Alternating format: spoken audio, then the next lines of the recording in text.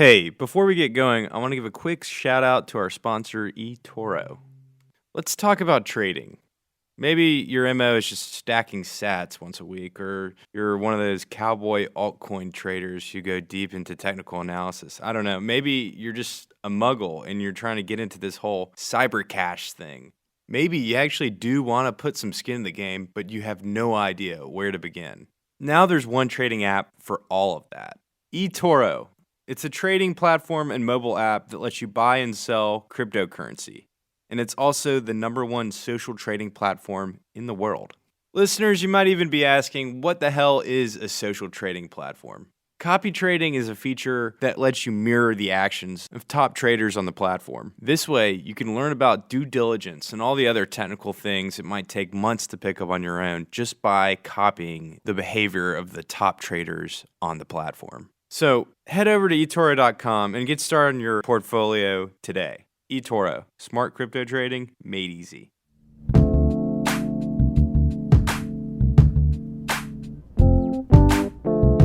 Hey guys, welcome back to the Bitcoin Magazine podcast. I'm Dave.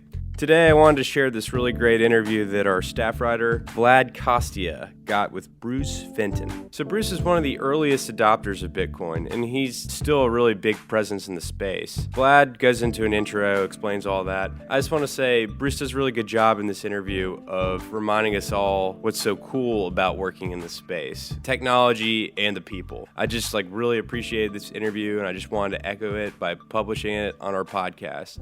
But a big area that's seen a lot of promise in the last couple of months is lending and borrowing. Our show sponsor, the Celsius Network, is one of these types of companies. The TLDR version of it is, the Celsius Network lets you earn interest on your crypto and instantly borrow against it. And there are no fees, ever. There are more than 50,000 active wallets using their services. And right now, they're offering users 10% annual interest on their crypto deposits. That's right, I kid you not, 10% annual interest on crypto deposits. That's not only unheard of in the traditional banking industry, it's also a pretty good deal from a crypto company. And right now, the Celsius Network is giving our listeners, you guys, $10 in BTC when you make a deposit of $200 or more in crypto or stable coins by using the promo code BitcoinMag. Again, the promo code is BitcoinMag. Check out their website today.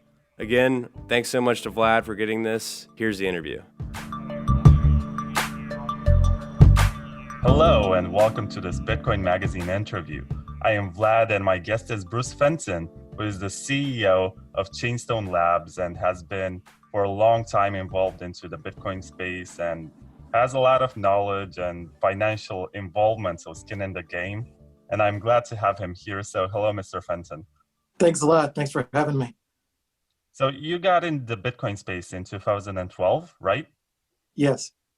And that was 7 years ago, roughly. Right. So you have been involved in the Bitcoin Foundation as a director. You also had your points of view in various points of Bitcoin's development and how the narrative was being regarded. And you made it this far, and you're still involved, and you still find some kind of satisfaction probably in being involved in Bitcoin. So how has this ride been so far? It's been a wild ride. I wouldn't trade it for the world. I've joked with friends that even if it all just fell apart and went to zero somehow, we would still probably meet up and get together. I'd still probably host the Satoshi Roundtable. Maybe it'd be at a hotel. If nobody had any money, maybe it'd be at a Motel 6 or something. But, I wouldn't trade the experience for anything. I think it's been really intellectually stimulating and never-ending fascination.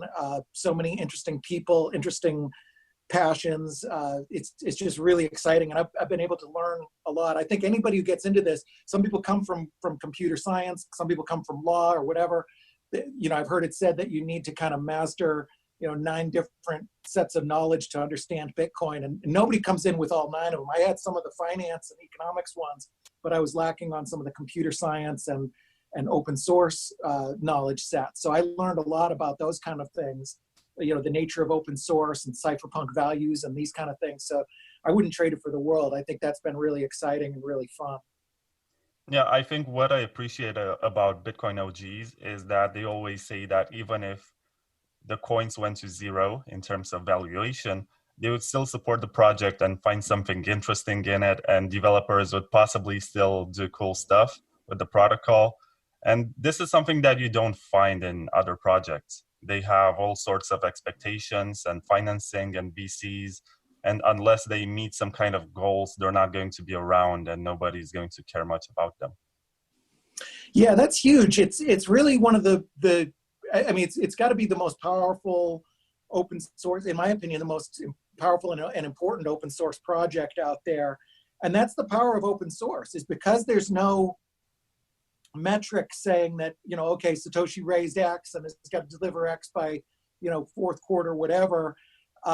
It's just volunteers. Everybody contributes in their own way. Even people like me who don't know how to code can still contribute by talking about it and increasing awareness and building on top of it. And look at what we've created. I mean, it's just this massive, massive industry. You have something like 800 contributors to the core GitHub repository, but that's just scratching the surface. There's hundreds and hundreds of other engineers on second layer stuff and wallets and things like that. And there's thousands of executives and promoters and authors of books and everything like that. So it's really exciting to show the power that an all volunteer system can do. Bitcoin belongs to all of us, so it's for everybody to kind of build together, and that's worked out pretty amazingly. I don't think there's anything like it. When you first got into Bitcoin, there wasn't so much stuff around. You didn't have books, you didn't have podcasts. There were just a bunch of forum threads that you could read. But other than that, what was the main point or the main advantage or main quality of Bitcoin that made you throw away your previous career? I think it was at Morgan Stanley, and decide to just go all in into Bitcoin. Yeah, it was really scary. So I had been at Morgan Stanley, and then I started my own firm, Atlantic Financial, which is a successful firm. We had some very large, high-profile clients, some of the wealthiest institutions in the world, and we're doing very healthy revenue in the millions, and I had pretty high compensation, and I really did throw it all away. I mean, I canceled all of my my income went from a very high income to basically no income. And it wasn't like now where there's all kinds of speculation and startups and funding rounds and things like that. There was nobody with funding when I first started.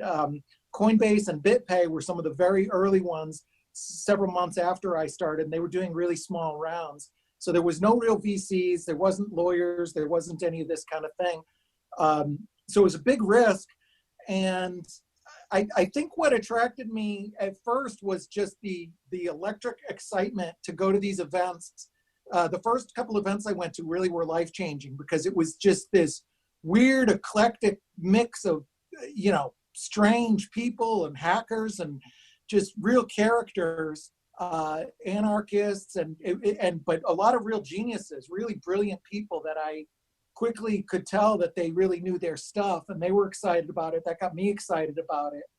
And then as I learned more, I was a slow learner, especially on this kind of cyberpunk open source stuff. It took me kind of 6 months to really understand. I came from a world where everything was about authorities, so I kept trying to figure out who's the leader and how can I get in with the people who are running this thing. And then I realized that it belongs to everybody.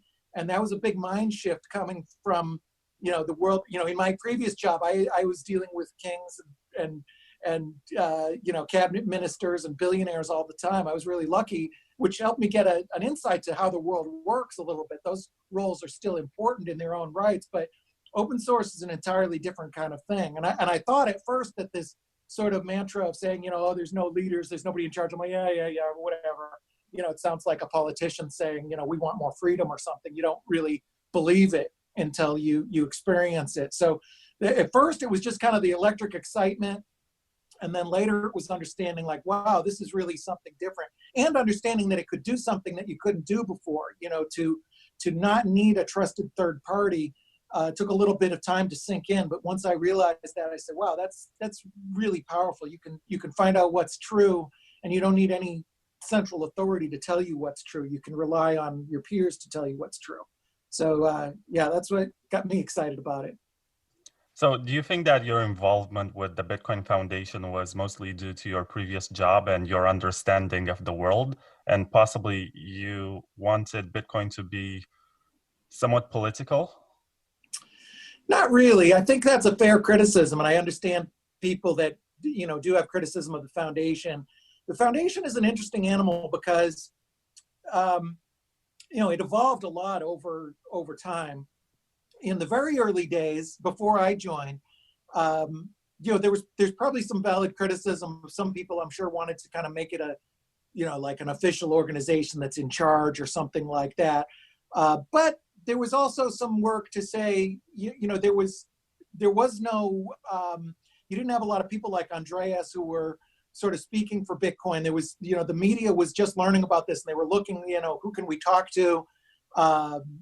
And so it did serve some good, uses as a convening point. As far as my involvement, I had been, one of my clients was the Bill and Melinda Gates Foundation. So I was active with charity. I learned a lot about charity. They give away $10 million a day or so. And that's another organization that I'm well aware a lot of people have different criticisms of, and I have some of my own, but overall they do quite a bit of good. And they have no doubt about it, saved millions of lives. So they give, $8 to $12 million a day away to various charities. So I learned a lot about nonprofits. And there is a value of nonprofits. Nonprofits can do things that there just isn't, it doesn't make financial sense to do. That's the nature of a nonprofit, where there's just no economic benefit of somebody fighting a certain fight or doing an educational initiative or something like that. So I like the idea of nonprofits, and that's something that's good about the foundation. There were some good things. When I was there, I think we did some good things with education. One of the best things was probably the DevCore education series. So for a very small amount of money, or free if you're a student, you could go and learn from, we had some really great people, Blue Matt and Greg Maxwell and Gavin Andreessen and Charlie Lee, and these kind of people would teach about Bitcoin. So yeah, it's interesting. It's certainly a learning experience. I think the organization overall definitely had its ups and downs. It's hard in a decentralized space to have a centralized organization, and it's a valid question to ask, do you even have one? And I think the Bitcoin Foundation, because it was so early and so high profile, had a lot more pressure on it. I've had a lot of people say, well, what have you done, kind of thing, which they wouldn't maybe do as much for another organization. If just 5 friends said, hey, we're going to make an educational series, everybody would say, hey, great. But if it's under the Bitcoin Foundation banner, I think it might get a little more skepticism and a little bit more, criticism. But I understand that, I do, because it does sound like a centralized organization.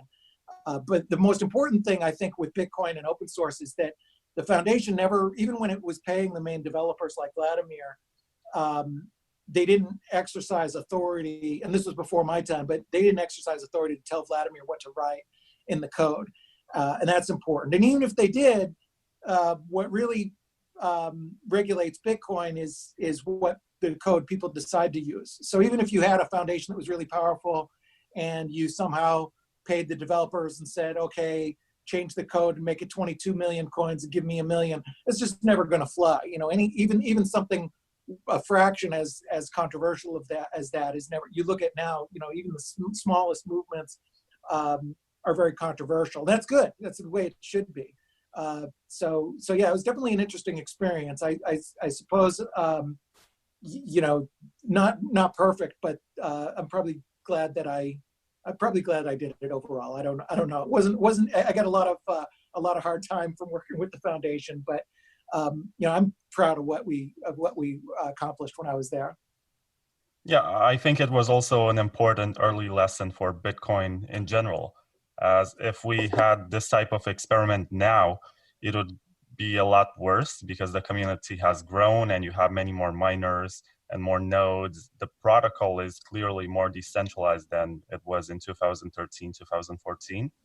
And even with the congressional hearings that we have seen, with Mark Zuckerberg testifying for Libra, and what's the name of the Libra project director? Marcus? Yes. Yeah. even him, he has been under a lot of scrutiny. And I feel like Bitcoin has gotten away from all this because it managed to be truly decentralized. If the foundation was still big and the leaders of the main exchanges were board members, like it was in 2014 with Charlie Shrem and Roger Ver and all the others, then I guess there would be a lot more questioning about the nature of Bitcoin. But Yeah, yeah, that would be interesting. You know, a lot of people have speculated early on. I had some people say, well, it's great that there's a foundation because it's a lightning rod. If you have regulators, they're going to go to the foundation first because they think it's a centralized organization, which is sort of true.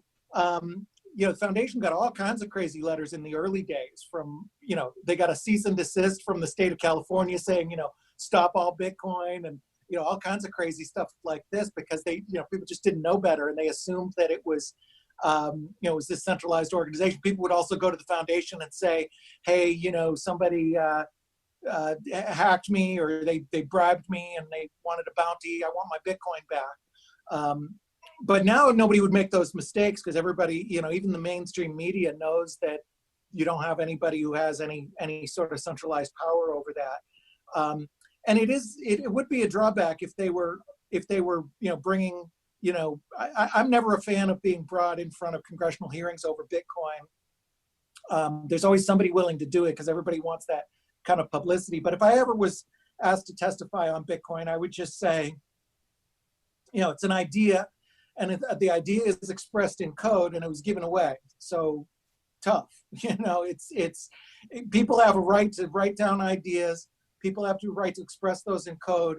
They have a right to give those away. And they have a right to run them on a computer. And if that computer generates some weird digital widget thing called a Bitcoin, tough. That's nobody's business, and nobody has any authority to mess with that. That's that, especially in the United States. That's just the core of free speech. And you know, one thing I've done, you know, even with the foundation, is sort of push that issue. Plattsburgh, New York, for example, tried to make a ban on mining. You know, any commercial mining defined as, you know, 3 or more mining devices. And I wrote a letter. I said, well, if I come in there with 3 Raspberry Pis and I'm running Bitcoin on a solar powered thing, are you gonna, you know, you're gonna charge us for that? You have free speech, and you don't really have a right to do it. So if you had the right person in a congressional hearing, you could, you know, you could make some progress. I think it's better if they don't even have anybody to bring in front of it, and don't even have anybody to ask. And I've always been against companies and organizations, and there's a lot of them in our space. They mean well, but they go out and say, oh, we want regulatory clarity. So they go to the regulators and they come out with model laws, or they'll ask the regulators for participation. I don't believe in that. I especially with Bitcoin. Securities are a little different, but with Bitcoin, I would say, you know, you just go with the attitude of, you know, this is free speech. You have a right to write and publish code, and you have a right to run code on your computer. Full stop. You know, that's it.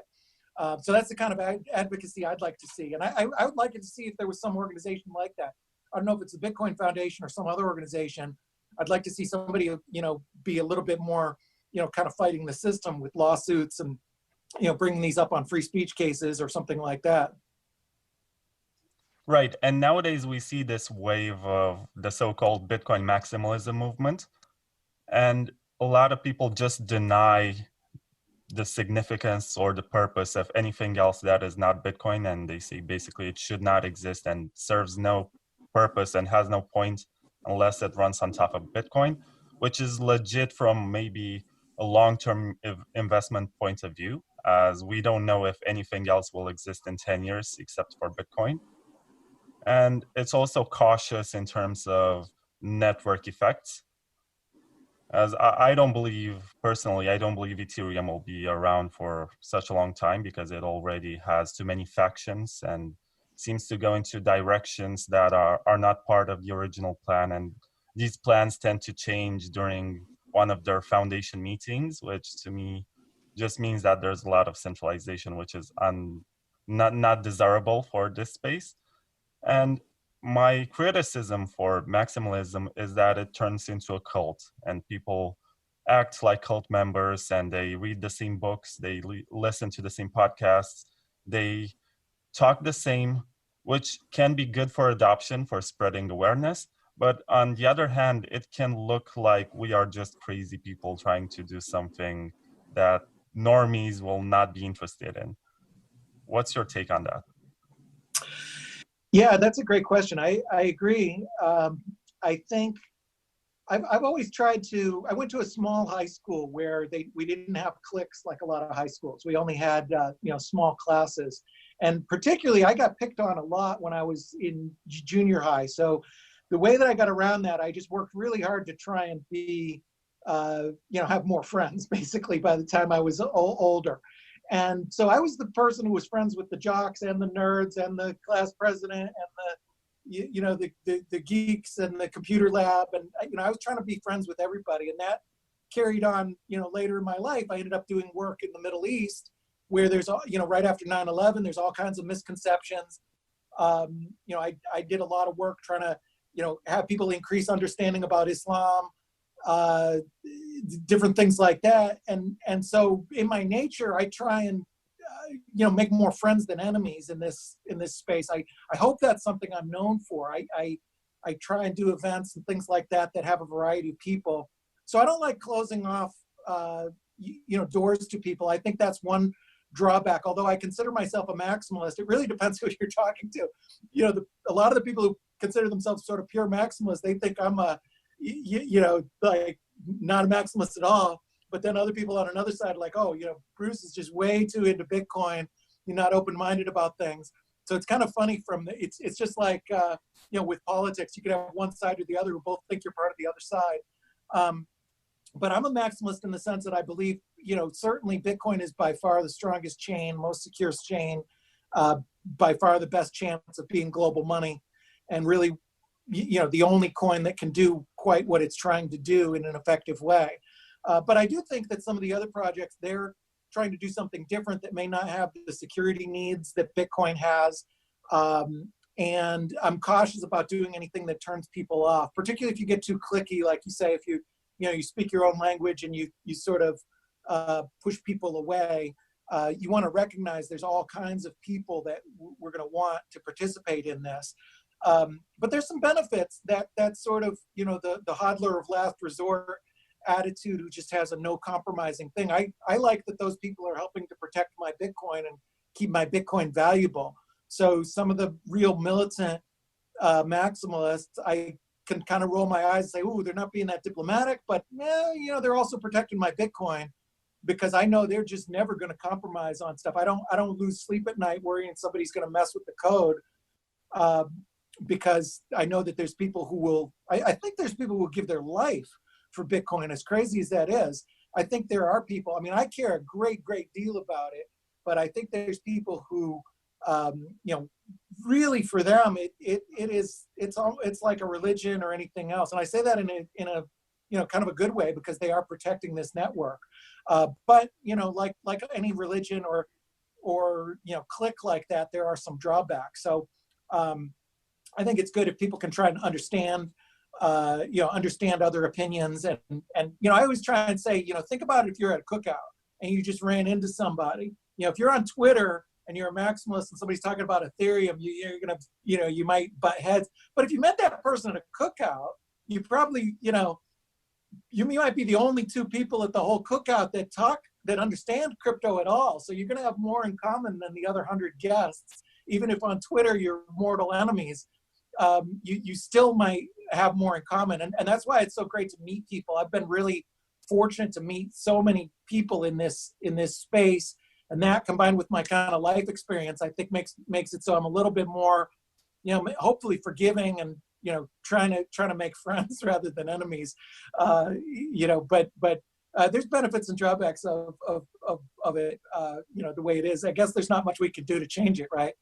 Yeah, speaking of making friends, I know that you organized this Satoshi Roundtables, and some people on Twitter seem to not like the concept and say it's some kind of obscure and mystical meeting where people plan things that the others are not allowed to know. So what are they like and who can participate in the roundtables?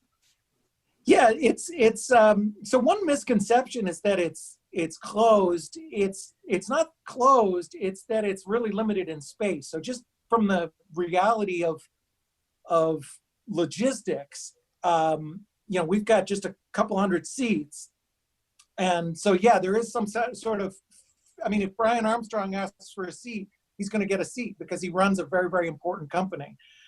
Same with pretty much any core developer who is an active contributor to Bitcoin Core. They're all going to get a seat. You know, but it's not like, you know, people are pushed away unless there's, you know, a really good reason. Like if they're, like we have a no pitch policy. So if somebody comes one year and they pitch everybody, they're not going to get a seat the next year. But I've tried hard, and I definitely recognize the kind of, you know, because it's limited in space. If I just let everybody come, then we'd end up like 1,000 people. It'd be just like consensus. And the whole purpose of it is to do something not like consensus, mainly because that's not the event that I kind of prefer. It's a little too noisy and busy.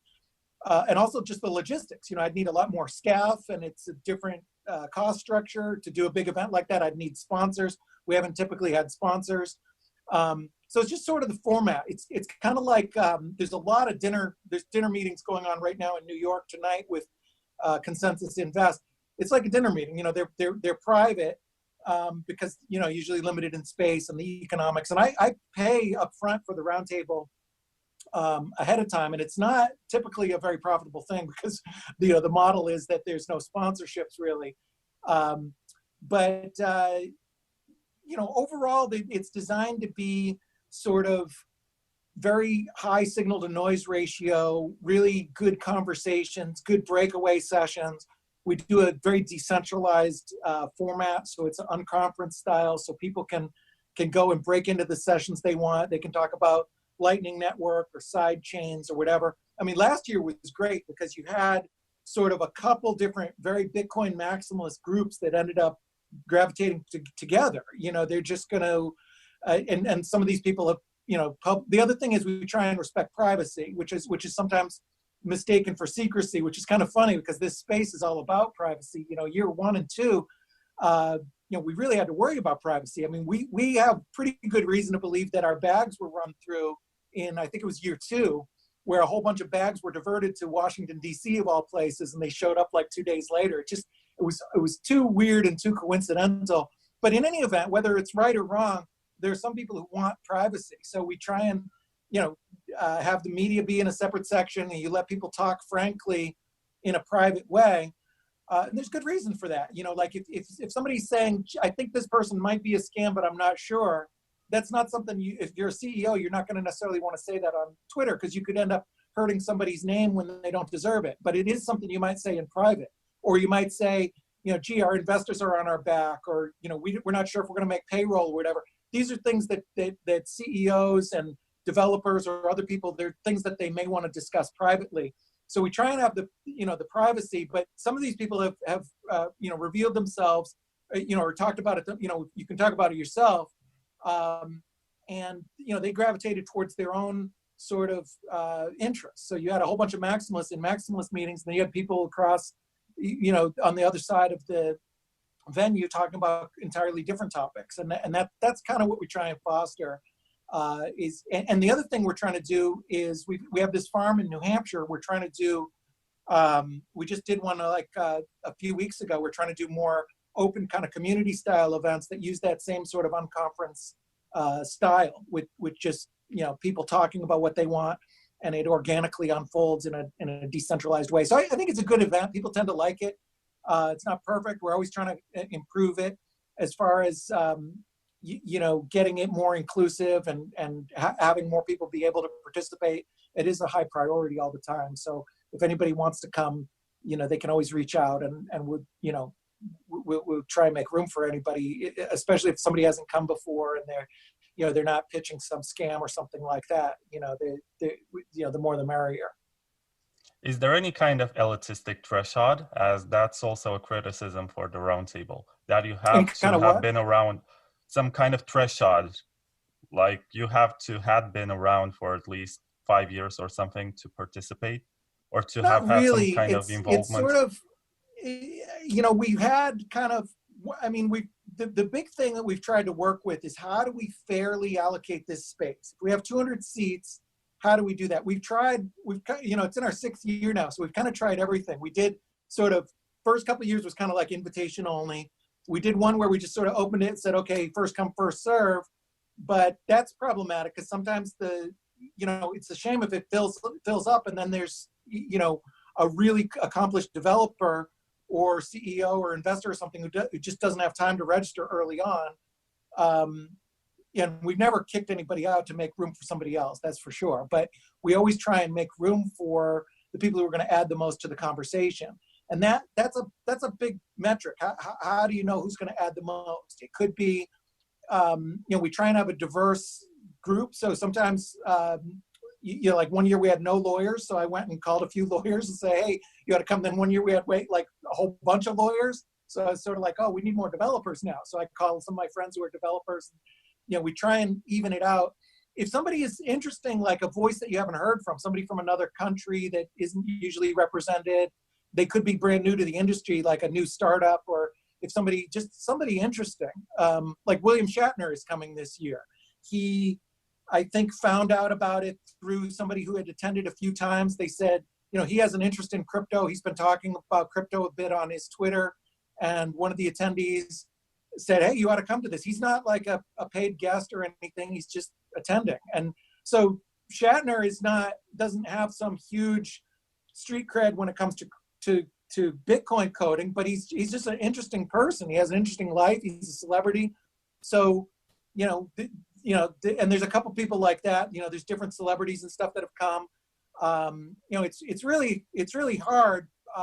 It's kind of a judgment call. We tried to have sort of a criteria that, like, okay, if you have a startup with X funding or you're a core developer of one of the major 5 protocols or whatever, but it's more just kind of you play it by ear. The good news is, I don't want to make it out like it's just so popular that you have all these people just trying to beat down the door. It does tend to be oversubscribed, but if you're interesting or have some kind of interesting background, certainly some metrics are easy. Like if you have say a $100 million company that you're CEO of that's a Bitcoin focused company, you sort of, we're going to try and figure out a way to make a space. Same if you're like a top 10 core developer on Bitcoin. There's certain people that are kind of obvious, but the less obvious ones, I think we've done a pretty good job. In almost all cases, people, we especially if they're early on, not the last minute, we try and make room and figure out a way to make it as diverse and interesting as possible. But it's hard. It's a hard job. If anybody has, I get a lot of criticism for it, but if anybody has a simple, easy, fair way to do it, it's easy to say like, oh, just, do it first come, first serve or whatever. But we've kind of tried all those and it, it's all about the attendees. We want the people who come. We're really lucky that a lot of, really interesting people come. We want them to enjoy it. We want them. So I take a lot of their feedback. And the biggest thing is if somebody who's attended, especially a regular attendee, has a recommendation, almost always those people, we make room for those people. So if somebody says, hey, this is this tiny startup you've never heard of before, or this person is a real, brilliant whiz, they just got into it, or is really interesting. We've had all kinds of interesting people. Some of them aren't even super, known for crypto. They're just really interesting people for other areas. And that kind of adds to the overall, making the event more interesting and successful, I think. Let's change the topic a bit and go back to 2015, 2017, when we have had that ugly scaling debate, which started with maybe the acknowledged leader of the time, Gavin Andresen, when he made BIP 101 and proposed to scale the blocks according to a plan that he made. And it was an entire process of removing leaders and establishing that nodes are more important than miners. And I guess to everybody involved, it was a learning process because we thought that miners were a lot more important than they actually were. We had some misconceptions about what Bitcoin can do and cannot do. There was a lot of skepticism regarding the Lightning Network. There was skepticism about sidechains because until Liquid was launched a year ago, there was no major project which demonstrated that the concept can actually work. So how many times have you actually changed your stance during this time period?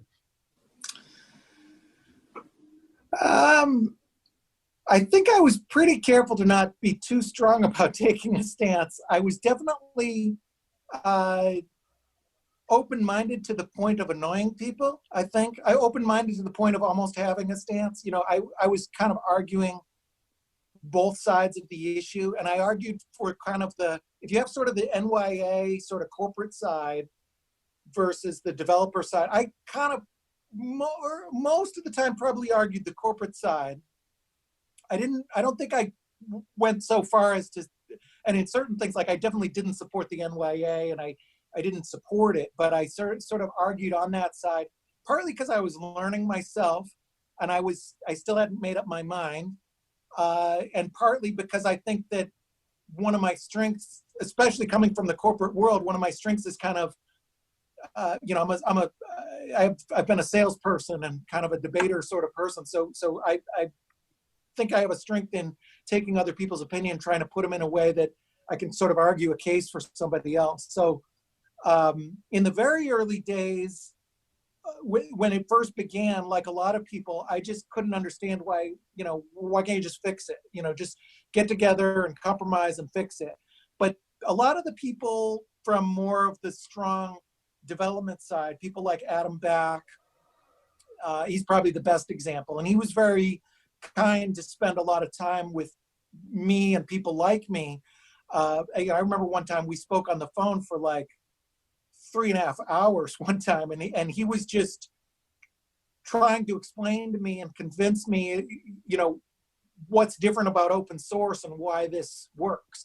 And him and other people like that, Eric Lombroso is another one, Jameson Lopp, people who came from a different world than I did, really informed my opinion quite a bit. And then I would go back to kind of the corporate people and say, okay, here's why this is important, because it's all about security. If we let security become weak, then nothing else matters, kind of thing. Nick Szabo is another one that, mainly from his readings. I haven't spent tons of time with him, but listening to these people who really have this sort of security first attitude, I'm convinced, and that's the way that I ended up falling on it. But because of, sort of arguing it so much in the early days, sometimes, thank God I'd never signed that New York agreement. You never hear the end of it. And I didn't support it, but I think the difference between me and a lot of other people is that I think I have more sympathy and more understanding, because I do understand very much the other side of it, the kind of Coinbase side of it, which was they were envisioning a split being very bad, a chain fork. And now we've had a bunch of chain forks, but we didn't know what was going to happen at the time. So that was really like, wow, this is so early. If this splits and there's two Bitcoin, people are going to be confused about which one. That was something there was a lot of fear about, because it was unknown. And then also just sort of the usability, for right or wrong, a lot of people came into Bitcoin, and I think some would say that was, wrong. It was misconceptions that Bitcoin was supposed to be free or almost free, very fast method of payment. And if you remember the early days, 2012, 13, it was all about merchants. I got my local coffee house, and I got, we have Tiger Direct and this company and that company who are accepting it.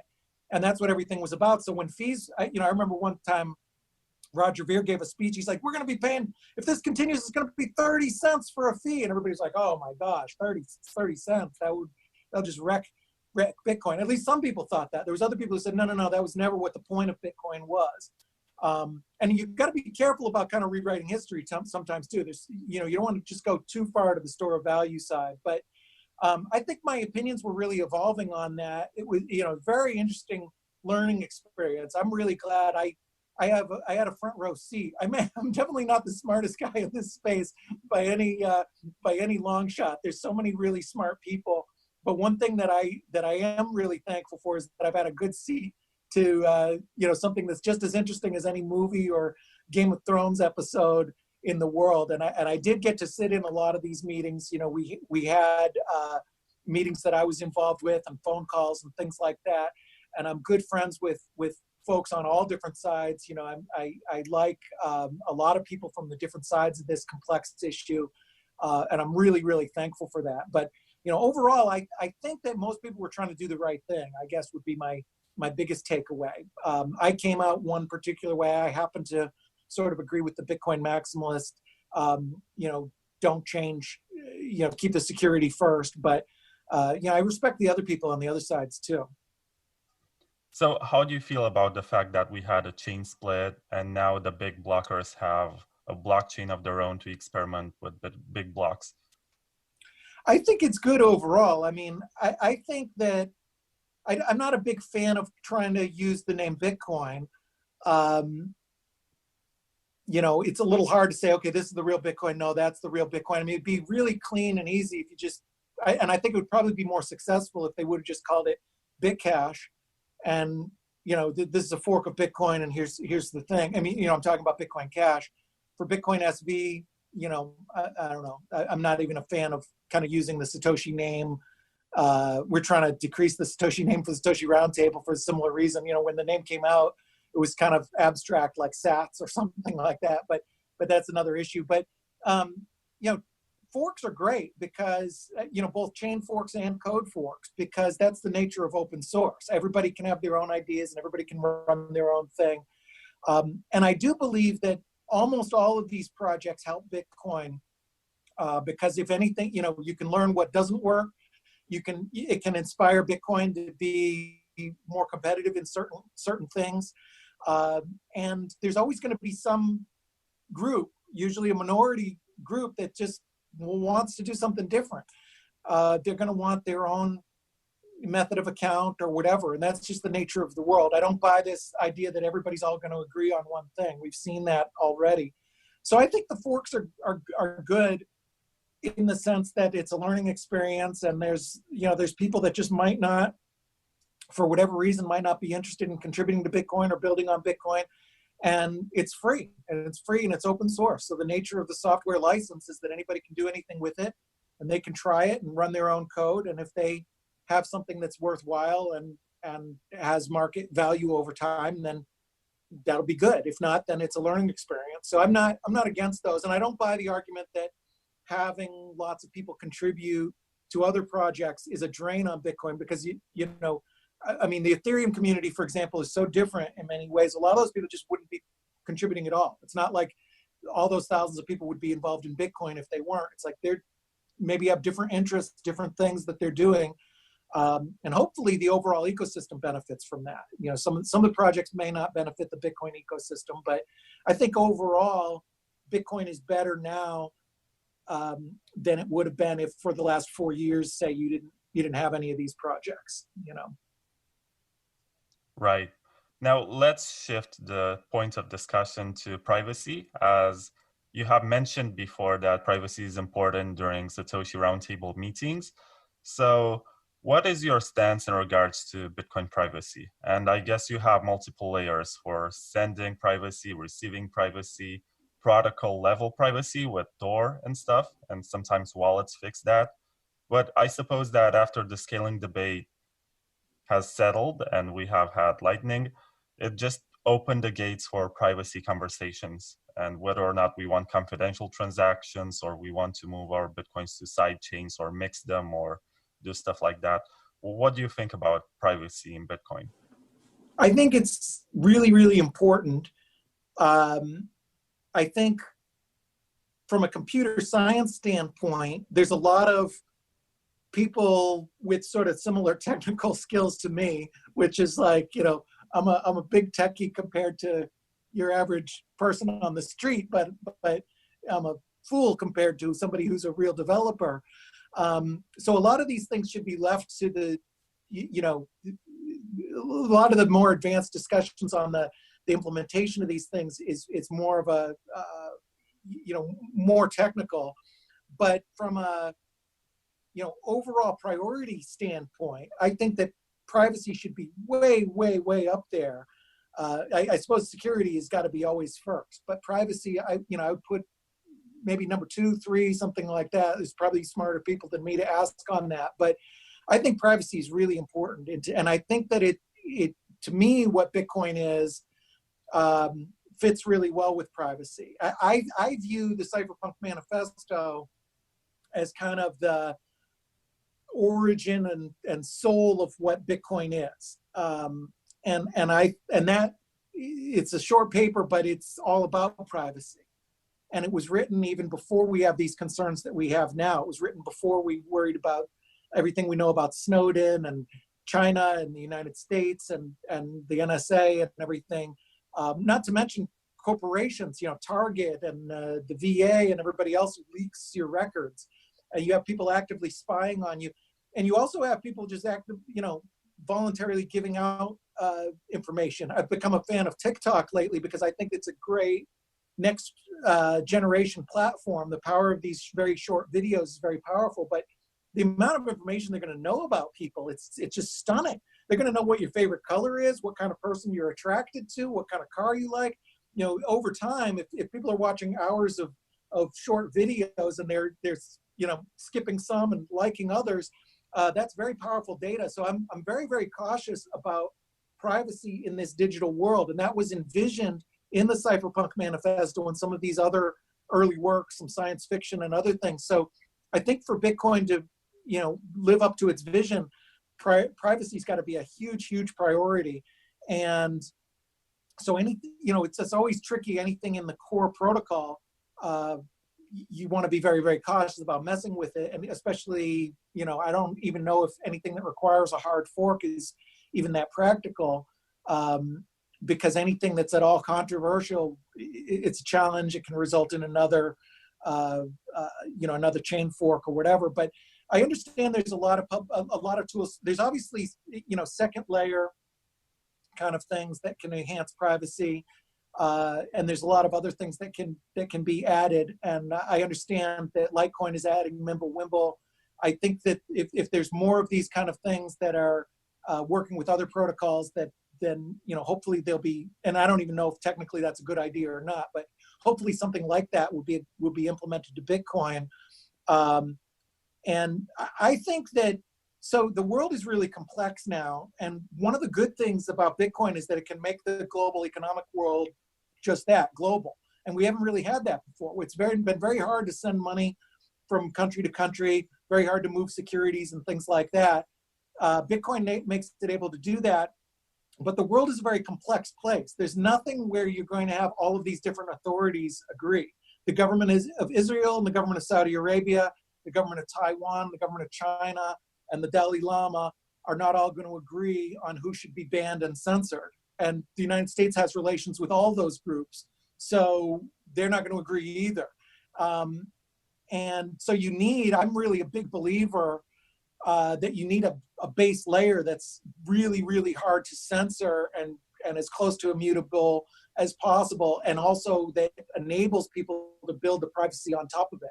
And then maybe in their own jurisdiction, China can make a rule that says you can't have this sort of wallet, or they can restrict internet transactions or whatever. But at least if the base layer is truly private, then you have the ability for activists or other people kind of off the grid somewhere to be able to transact. And I think that's really key for a free society. And we've got to make that a huge priority, in my opinion, if we can technically do it. I spoke to Paul Pewey about 2 weeks ago, and I know that you're an advisor in Edge Wallet. And he told me that if privacy ends up being an option in Bitcoin, then it's pointless, because it's going to be just like Zcash, and a lot of people take pride nowadays in the fact that Bitcoin is auditable and they can prove that any transaction happened. But at the same time, it's terrible because you're revealing how many Bitcoins the person who sent you an amount actually owns. And unless you know how to do UTXO management, it's just terrible because it reveals the funds of everybody else involved in trades with you. And if there's going to be just a small amount of transactions that are private by a limited number of individuals, they're going to be easy to identify. And it's Right. easy to do analysis on the blockchain and see this transaction was private. And these people are known to be privacy advocates, so it's just a matter of figuring out who is who and who sent to whom, as opposed to being by default and having privacy from the first moment when you make a transaction, which is a much more powerful tool. Yeah, I like the idea of, it's just like Tor. There's been data that, you can figure out if I guess there's ways to figure out if you're in a small town. I mean, we're in a pretty small city, so it wouldn't surprise me if there's only, 10 people running Tor at a time, or maybe one or something like that. From what I understand, that can be, kind of like Bitcoin if you're one of the only people using privacy. I think it's better as a default if this stuff is used by everybody. And I think that, that's where advocacy comes back into play. I think we need to have some pushback against global governments that they have the right to this privacy. When I became a stockbroker in 1992, I could open an account. It was just ending. So it was right at the beginning of my career. It would have been just before I started, especially like 91 or so. You could open an account over the phone. I could call you up and say, hey, buy 100 shares of IBM. And you could say yes. And I could just write your name down, name and address. And then you had a week to pay. And I didn't need your ID. It wasn't even until a little bit after I started, it was probably late 92 or something, I would need a little more information like your date of birth and stuff. And then later they said, okay, now you need your social security.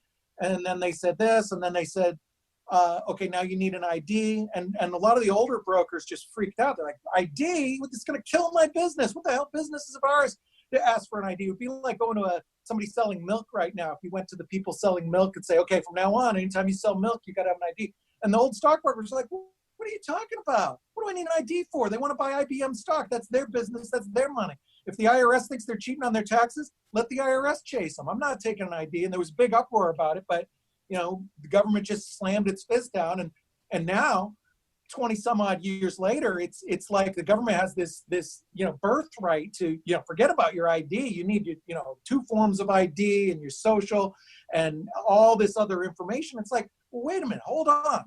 The economy worked just fine for decades and decades without this. Most of this stuff has no economic value. It's frankly put in place because of fear over, nonsensical issues, worried about, fear mongering with terrorism or whatever. And I don't think it is the right of governments. And they've got so much now. They know so much information about it that they can combine with the Facebooks and the other data aggregators and other things like that, that I think it's a real priority for us to fight back on people and say, wait a minute, you should have a right to be able to move your money around. And, the people arguing it for it really just want more power and authority. Ben Losky and the bit license and everything, he used terrorism as an excuse, and, they'll use human trafficking as an excuse. But these things are very, very small pieces of the economy relative to the benefits of having privacy. Government violates our privacy all the time. I would like to see more people pushing back. Unfortunately, a lot of that, there's laws in place, the Patriot Act and some of these other things. It's not something you can just be an activist against. You actually have to change the law. And there's not a lot of groups. I don't know of any industry group that's really actively trying to fight these things, but it doesn't mean we should give up. I think that's the way we should go. We should be, pushing back on these things and make it the way it was, 20 years ago or so. I don't think you can really argue that all this obsession with AML, KYC, it's all brand new stuff. And I don't think you can really argue that it's made things better. It's slowed things down immensely. Bitcoin would be, I don't even know where it would be if you didn't have all these. Imagine if you didn't have all these regulations about AML, KYC for Bitcoin, and you didn't have the money transmitter rules, and you didn't have the bit license. I mean, the industry would be a lot bigger. It'd be a lot more easy for people to move things around. And I mean, you just think of the jobs and the efficiency and everything that's caused by this stuff. I think that we really got to push back as citizens. And not to beat on the Cypherpunk Manifesto all the time, but that's exactly what it said in there. You make code that can do this. The technical is the best solution. If you can make technical solutions that enable people to do this, that's the best way. It's probably easier than trying to change laws. And in some countries, forget about changing the laws. There's countries where being a blogger is illegal, where being gay is illegal. And they're not going to come around to something that allows privacy for people to accept money. So it's our job to make technical solutions. And if you're in a country like the United States, at least make it so the government doesn't try and squash those solutions. so that you can protect, even if it's activists in other countries, having that privacy is huge. Yeah, I think Coin Center is one of these advocacy groups which helps at least promote and maybe advocate for the issues of the Orwellianism in the financial system. And you said that you don't show the ID to the milkman when you buy milk, but actually if you pay by credit card or debit card, they're going to see in the receipt what your name is and what your Right. account number is. So you're revealing a lot of data when you decide not to pay in cash. Yep. Yeah, and Facebook can see if you have location enabled on your phone. They can see when you walk into the milk store. They know when you're buying stuff, and there's certain, depending on how much data you've given away, they're going to know where you live. They know when you go to the store, and they know how much you spend. And a lot of times these groups share data, so it really is. As we have all these benefits of this crazy digital world that we're in, it's really exciting to be able to talk to people all over, but we do have some serious privacy issues. And I think they've only, fortunately, most of the abuse has been just companies trying to sell you something, which isn't that bad, really. And it can actually be good if you have really targeted ads. But there's a lot more nefarious uses of that privacy that people can do to get into people's lives and business and wallets and use against people. So hopefully that'll be, something we can fight back with better privacy tools. Yeah, I didn't think about this much, but it just struck me right now that in the 90s, people were very much concerned with paying with credit card over the internet. And we had a shot with David Chaum's DigiCash, who had this idea to only reveal the kind of data that is relevant for the transaction that you're making. And if that became a standard in the banking system, then I guess nowadays, maybe, possibly after 9/11, we would still have more privacy than we already do. Yeah, it'd be interesting to see. The Patriot Act was a big one. There was the there was a couple money laundering things that came out before that. I'm trying to remember the exact time frame. I remember in my career, like I said, a few years after I started was when they first had these things. And then a few years after that was 9/11, where everything changed. About within a year after 9/11, you had the Patriot Act, and it just totally upended our industry as financial advisors, where you needed, all kinds of information. And that's driven by the banks. And there's also, regulatory pressure. I always forget the name of it, Operation Choke Point, I think Choke Point, where the banks had all this pressure from puritanical government bureaucrats who just said, well, these certain industries are legal, but we don't like them. And it was like, anything to do with marijuana, sex workers, pornography, legal pornography, these kind of things. Although it's legal to be a webcam model, certain government bureaucrats said, well, we don't like this. So they made it so these people had to become unbanked. And that's very, very dangerous. You combine that with some of these other things, this trend of cancel culture and this, concerns about, who is doing hate speech and what organizations should be banned and things like that. That's a very dangerous road to go down, because we're kind of like this far away from somebody being able to say, okay, Bitcoin Magazine is a hate publication. It's hateful and harmful to the banks, and the banks are a cornerstone of the economy, and that's terroristic, and they shouldn't be able to say these things. And I mean, it sounds crazy, but it's not that far. It's not that far removed from what you're already seeing. You have people who are deplatformed, and you have just these really bad combination of things that's happening when it comes to freedom and free speech. So it's sort of fundamental with the banking system itself. You have all these regulations that I just think are very, very hard to change, but you can just sort of create a new, better system over on the side.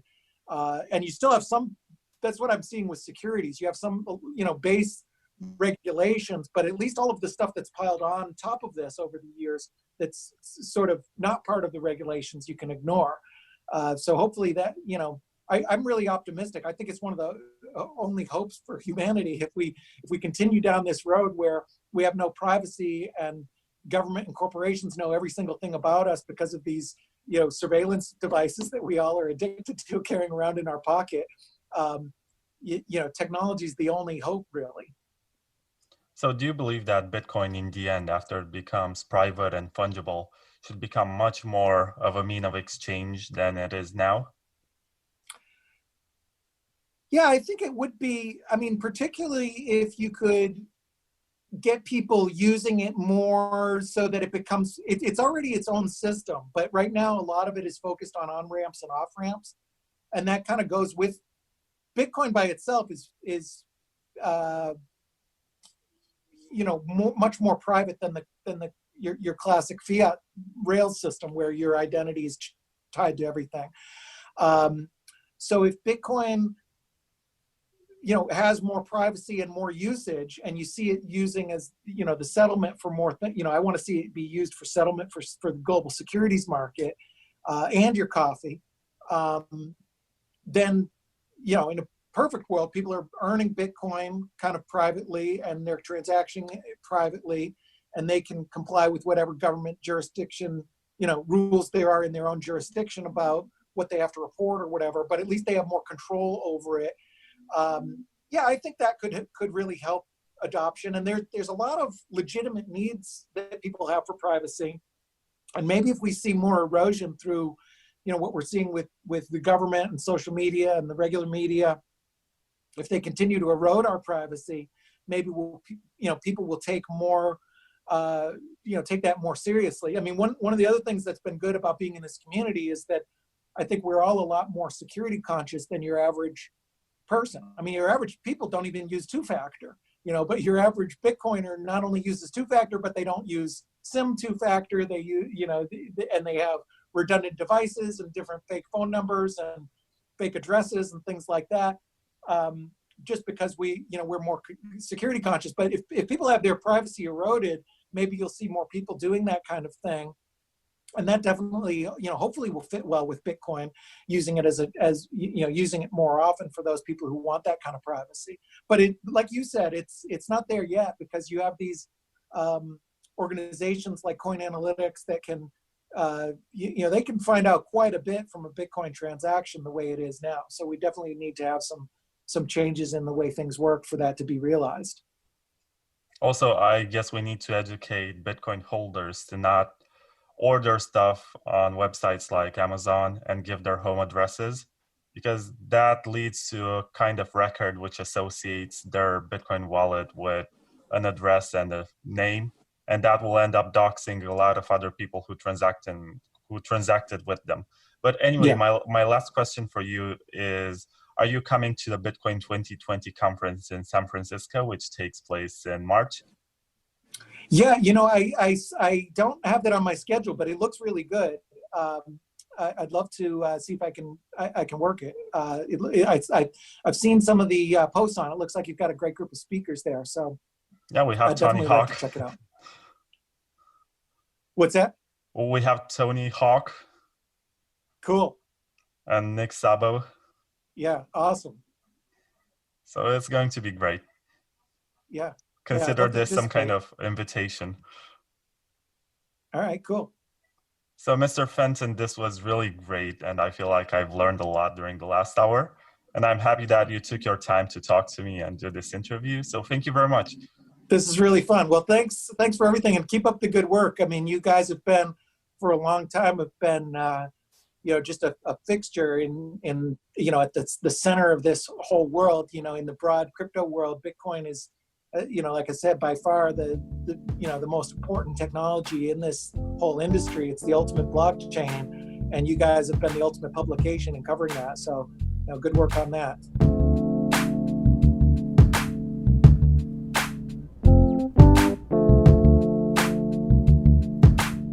The Bitcoin Magazine podcast is a BTC Media produced podcast on the Let's Talk Bitcoin network. You can find us on Twitter at Bitcoin Magazine, and you can find out about other engaging shows we produce by subscribing to our feed on iTunes, Spotify, or wherever you get your podcasts. Thanks for tuning in. See you next time.